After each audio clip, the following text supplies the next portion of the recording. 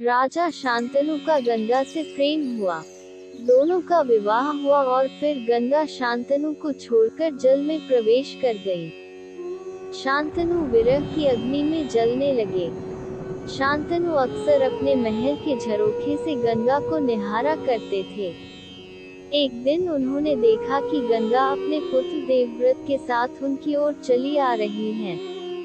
गंगा देवव्रत को शांतनु को सौंपने के बाद वापस जल में विदा हो गई। शांतनु देवव्रत को अपने साथ महल में ले आए। अब देवव्रत युवावस्था को प्राप्त कर चुके थे। राजा शांतनु अपने पुत्र के विवाह के बारे में विचार कर ही रहे थे कि उनकी नजरें मछुआरे की कन्या से लड़ गईं। इस कन्या का नाम था मत्स्यगंधा।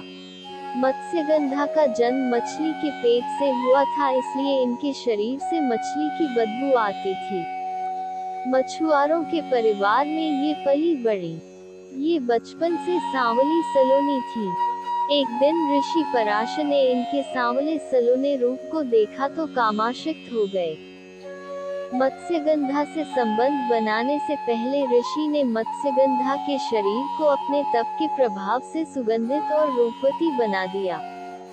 साथ ही यह भी कहा कि संबंध बनाने और संतान होने के बावजूद भी तुम्हारा कौमार्य भंग नहीं होगा।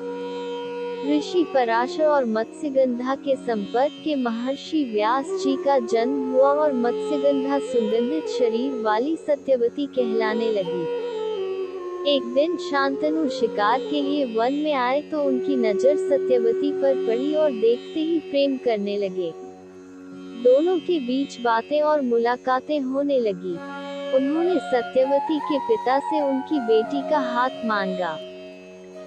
सत्यवती के पिता ने शर्त रखी, मैं आपसे अपनी पुत्री का विवाह तभी करा सकता हूँ अगर आप उसकी संतान को कुरु वंश का उत्तराधिकारी घोषित करें। शांतनु ने कहा, ये संभव नहीं है। मैंने पहले ही अपने पुत्र देवव्रत को उत्तराधिकारी बना दिया है। ये कहकर उदास शांतनु अपने महल लौट आए, लेकिन शांतनु अपने दिमाग से सत्यवती को नहीं निकाल पा रहे थे। उसकी रूप की सुगंध ने उन्हें इस कदर मोहित कर दिया था कि वह एक बार फिर राज्य में दिलचस्पी खोने लगे थे। पिता को उदास देख देवव्रत ने उनसे पूछा, आपको ऐसी कौन सी चीज परेशान कर रही है? भला शांतनु अपनी प्रेम कहानी के बारे में अपने बेटे को कैसे बताते? सो वह शर्म से नजरें नीची करके बैठे रहे। देवव्रत ने अपने गुप्तचरों की मदद से पिता की उदासी का कारण जान ही लिया।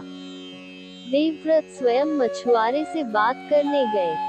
जब उन्हें पता लगा कि उनके कारण ही उनके पिता का विवाह नहीं हो पा रहा तो उन्होंने खुद को राज्य से अलग कर लिया। देवव्रत ने कभी विवाह न करने की प्रतिज्ञा ली, ताकि सत्यवती के पुत्र ही सदैव राजा बने रहें। देवव्रत द्वारा विवाह न करने की प्रतिज्ञा लेने के बाद भी मछुआरे को विश्वास नहीं था। मछुआरा देवव्रत से कहता है, मैं आपकी बातों को मानता हूँ, मगर आप जीवन के बारे में नहीं जानते। विवाह न करने पर भी आपकी संतान हो सकती है। मछुआरे की इस बात पर देवव्रत ने खुद को आजीवन ब्रह्मचारी रहने का वचन दिया।